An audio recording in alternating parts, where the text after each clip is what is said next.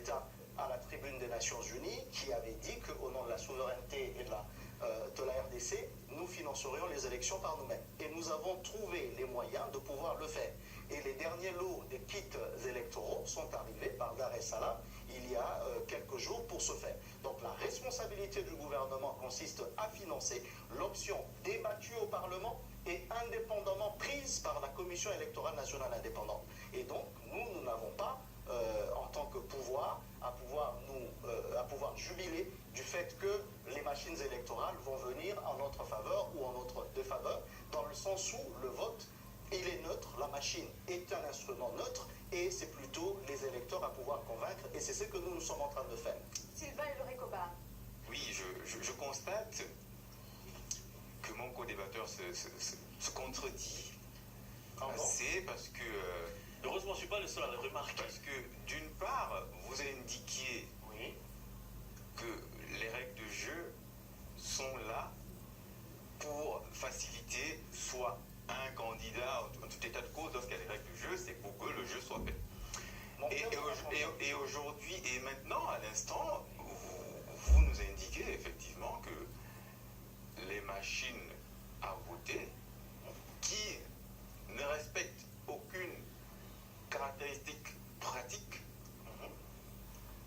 ne vous seront pas favorables. Je n'ai pas vu la contradiction. Donc, dans ce cas, s'il vous plaît. Dans ce cas, lorsque le pouvoir en place ne peut pas créer une machine pour perdre, que je sache. Heureusement que vous n'êtes pas congolais, d'autant que vous parlez d'un sujet congolais que non, je ne suis pas d'accord avec ça. Ça n'a rien à voir. C'est pour ça que je parle de question de respect. Moi, je viens ici sur le plateau, j'aborde des sujets d'autres pays. Je ne suis pas obligé d'être gabonais pour parler du Gabon. Je suis désolé. C'est d'autant plus que je ne peux pas laisser passer ça. Vous mettez la charrue avant les bœufs, vous indiquez que les conditions ne sont pas réunies pour que la machine, que le vote électronique soit fiable, mais en même temps, vous dites que cette machine, et en même temps vous dites que le secret du vote des électeurs n'est pas violé. Et vous nous citez un article de loi qui indique que celui qui est dans les possibilités de pouvoir voter doit se faire accompagner. Et dans ce cas, vous vous contredisez. Les dispositions constitutionnelles qui sont supérieures à la loi, et le secret du vote est un droit fondamental, sont violées. Et en même temps, je comprends bien que c'est le jeu politique. Les règles, vous les manipulez à votre avantage et au désavantage du droit fondamental du citoyen. Et ça, je peux le comprendre. Mais ne venez pas défendre gaillardement sur le plateau qu'effectivement que la machine est fiable alors qu'elle ne l'est pas. Moi, si je peux renchérir à ce qui vient d'être dit excellemment par mon co-débatteur en face, M. Mbam, c'est que la loi elle-même, la loi électorale, prévoit à l'article 252 que le vote électronique ne sera pas appliqué pour ce scrutin. Maintenant, du côté du camp de Kabila, comme l'acquaintance avec la CNI, comme d'habitude, n'oubliez pas, je précise que le président de la CNI, le vice-président de la CNI ont l'habitude d'aller passer des soirées dans des banquets organisés par les camps de Kabila. Ça, c'est notoirement connu, personne ne peut dire le contraire, même en face. Je suis là, je peux même donner ma main à couper là-dessus. Simplement, la loi électorale dit qu'il n'y aura pas de scrutin électronique. Maintenant, on nous dit qu'il faut démontrer que la machine, elle est électronique. Vous savez, il y a un miracle au Congo, c'est qu'on peut vous faire croire que Madame Zahara Moutiou, vous êtes un homme. Et vous croyez que vous êtes un homme. Parce que la personne dit que, voilà, moi je pense que vous êtes un homme et va vous démontrer de manière incroyable. D'où nous arrivons à des genres de congruité. La machine, elle est électronique. Elle fonctionne de manière électronique. La preuve, il y a des ports USB. Il y a un disque dur à l'intérieur. Le système, il est électronique. Et on nous demande de prouver en quoi le vote, il est électronique. Et je précise autre chose, c'est qu'au-delà de tout cela, si nous prenons le calendrier électoral, publié conformément à la loi électorale que vous venez de citer clairement, qui dit qu'en cas d'empêchement, c'est-à-dire dans les situations exceptionnelles, le principe c'est que le mode du scrutin soit facile pour toute la population. Il est très à plus de 60%, 70%, je précise. Pour une telle population, à la page 3.9 du calendrier électoral, point numéro 39, impression, conditionnement, livraison des bulletins de vote, en quelle période? Du 7 octobre au 15 novembre. Ce calendrier a été validé par le Parlement, adopté conformément à la loi. Nulle part il y a la machine à voter. D'où sort cette question de la machine à voter maintenant? Donc nous sommes en face d'un instrument qui est illégal, inconstitutionnel, mais parce que ça arrange le camp de M. Kabila, on vient nous dire que voilà, c'est une machine, un instrument qui n'est pas électronique, et un jour on va nous dire que les caméras de Africa TV ne sont pas électroniques, hein, c'est croyez-moi.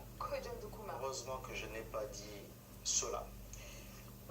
Je vous corrige parce que vous relevez des faussetés. Ce n'est pas l'article 252, mais c'est l'article 237 ter qui dit que... Autant pour moi, excuse-moi. Ce n'est pas une fausseté, mais c'est une erreur. Merci beaucoup. Merci de la précision sémantique. Je vous remercie de cette courtoisie. Je dirais ceci, que également, pour informer mon co-débatteur, c'est que nous avons au Congo une commission électorale nationale indépendante. Comme dans tous les pays, comme au Gabon par exemple. Qui organise techniquement les élections, contrairement à d'autres pays où c'est le ministère de l'Intérieur, donc le gouvernement, qui organise. Donc nous ne sommes pas maîtres de toutes les options de la commission électorale nationale indépendante. Maintenant, pour revenir à la question de la machine à voter, il y a des critères. Moi, je suis quand même spécialiste en numérique. Je ne vais pas défendre le caractère électronique ou pas du vote, mais il y a certains indices qui montrent que lorsqu'on exprime le suffrage, donc on donne son opinion sur un candidat, on le fait sur le plan électronique. Et qu'ensuite, le dépouillement des résultats, se fait également sur la machine qui devient une urne électronique, comme l'a écrit Lefebvre, qui est un spécialiste dans la question. Maintenant, la CENI dit, c'est la CENI qui le dit, il dit que le vote n'est pas électronique dans la mesure où l'opération là, de dépouillement électronique, de transformer la machine en urne électronique ne se fait pas, dans le sens où on sort de l'électronique au papier et qu'on le verse dans l'urne. Alors, pour le caractère inconstitutionnel, je suis heureux que vous le releviez. C'est vrai que tous ces arguments que vous êtes en train de relever dans le calendrier électoral, et il y a un éminent juriste qui a saisi la Cour constitutionnelle pour entendre la Cour constitutionnelle de la RDC dire que l'utilisation de la machine à voter était inconstitutionnelle et qu'on devrait l'écarter. Mais jusqu'à présent, la Cour constitutionnelle ne s'est pas encore prononcée. Ce qui n'est pas prohibé est permis. Et là, on a encore l'avis de la CENI sur la question. Donc nous ne comptons pas... vraiment que moi je vous dise pourquoi la Cour ne s'est pas... Nous n'attendons pas que la CENI vote à notre place. Ce sont les électeurs que nous sommes en train de chercher, de pouvoir, comment on dit, envers qui nous faisons notre campagne électorale, qui vont pouvoir nous donner le suffrage, comme ils l'ont fait en 2010 et en 2011. Les électeurs ont manifesté, en tout cas, leurs craintes liées à l'utilisation de cette machine. Est-ce que vous les avez entendues? Les craintes... Est-ce que vous comprenez ces craintes-là exprimées? Oui, les craintes ont été exprimées. Mais lorsque on écoute le président de la CENI, il dit, si vous voulez les élections à la bonne date, au 23 décembre, je le fais avec la machine à voter, mais si vous ne le voulez pas à la bonne date, nous partons jusqu'au début de l'année 2019. Alors, des machines à voter qui ne sont pas toutes arrivées en République démocratique. Elles arriveront toutes. Il y a un monsieur qui s'appelle président de la République, Joseph Kabila, à qui la Constitution impose la responsabilité d'être le garant du bon fonctionnement des institutions. Nous sommes d'accord. Et ce monsieur ne s'est jamais, encore jamais, une seule fois manifesté pour demander pourquoi un instrument qui n'a pas été prévu par la loi doit être appliqué par le peuple. Pas une seule fois. Et le président de la CENI, comme ce chantage d'habitude, que tout enfant peut comprendre, c'est-à-dire, si tu ne brosses pas tes dents pour aller dormir, demain tu n'auras pas de bonbons. C'est ça, c'est à quoi joue la CENI avec le peuple congolais. Vous voulez faire les choses comme vous voulez que je fasse les choses comme je veux, tant mieux. Vous voulez me contredire, report des élections, c'est-à-dire derrière Kabila reste au pouvoir. Et ça arrange M. Kabila. Sachez que c'est ridicule, le monde entier nous regarde. Le monde entier observe les Congolais. Et moi, je refuse qu'on pense que les Congolais sont tous des idiots, ou les Congolais marchent la tête à l'envers. Je suis désolé, mais je parle avec mon cœur. Arrêtez d'humilier le Congo de cette manière. Alors, on arrive quand même au terme de cette émission. Une toute dernière question. On en a parlé durant toute cette émission, les craintes qui s'expriment liées à la machine à voter, le fichier électoral, le financement même de ces élections. Kodjoun Doukouma et aussi Sylvain Ulrich Obam, est-ce qu'il existe un risque de glissement du calendrier électoral? Ben, le risque existe dans la mesure où si la machine à voter n'est pas acceptée, parce que pour l'instant elle est contestée, cette machine à voter, nonobstant M.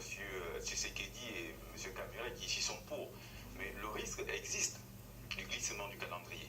Il existe. Maintenant, est-ce que les autorités en place, et notamment le président de la République qui est le garant du bon fonctionnement des institutions, va faire en sorte que ce risque-là soit minimisé? C'est la question qui se pose. Je relève encore, je donne la parole, je relève encore les contradictions de mon co-débatteur, parce que c'est vraiment la fin de parce que vous dites que ce qui est prohibé, ce qui n'est pas prohibé est autorisé. En contrario, ce qui est prohibé est interdit. Mais vous citez l'article 50 qui autorise le vote électronique pour les personnes dans l'impossibilité, mais l'article 237 TR n'autorise pas la machine un dernier mot à voter. de Dokouma et... Donc c'est contradictoire. Oui, la CENI ne retient pas la nature du vote électronique. Et donc, à partir de ce moment-là, la nature même du vote n'étant pas dans le cadre de ce qui est interdit, et je reviens dans ma logique qui n'est pas contradictoire. Mais je veux simplement dire le président de la République est le garant du bon fonctionnement des institutions, et à ce titre également, il veille sur l'indépendance de la CENI. Si c'est une option que la CENI a prise, elle a prise. Et le président de la République, parce que vous parlez de lui actuellement, c'est celui qui a respecté également le calendrier électoral. Il fait en sorte, effectivement, que ce calendrier puisse arriver jusqu'à bon port, parce que lorsqu'il fallait désigner le candidat à la présidentielle pour notre camp, au dernier jour de la date prévue, il s'est montré respectueux de la Constitution en désignant M. Emmanuel Ramazani Chadari, que nous soutenons et qui va pouvoir remporter les élections. Donc je ne sais pas pourquoi alors, on met... candidature qui aurait pu intervenir en décembre 2016. Bon, je ne reviens pas sur ça parce qu'on en a fait le débat, mais... On arrive au terme de... Mais oui, un dernier mot en 10 secondes, s'il vous plaît. Justement, pour ce qu'on a pu projeter sur les personnes du pouvoir, on les a sanctionnées par l'Union européenne, alors que ces personnes n'avaient jamais été entendues et montrent aujourd'hui la volonté d'aller aux élections mieux que quiconque dans ce pays. Merci beaucoup à tous les trois d'avoir participé à ce débat. Kodjon Dokouma, je rappelle que vous êtes docteur en droit, cadre au sein du parti au pouvoir en République démocratique du Congo, le PPRD, le Parti du peuple pour la reconstruction et la démocratie. Patrick Bouillot, je rappelle que vous êtes juriste et enseignant à l'Université d'Evry. Sylvain Ulrich Obam, je rappelle que vous êtes avocat au barreau de Paris et docteur en droit. Votre dernière publication, La perspective d'un Gabon cool, une ambition chimérique, point d'interrogation aux éditions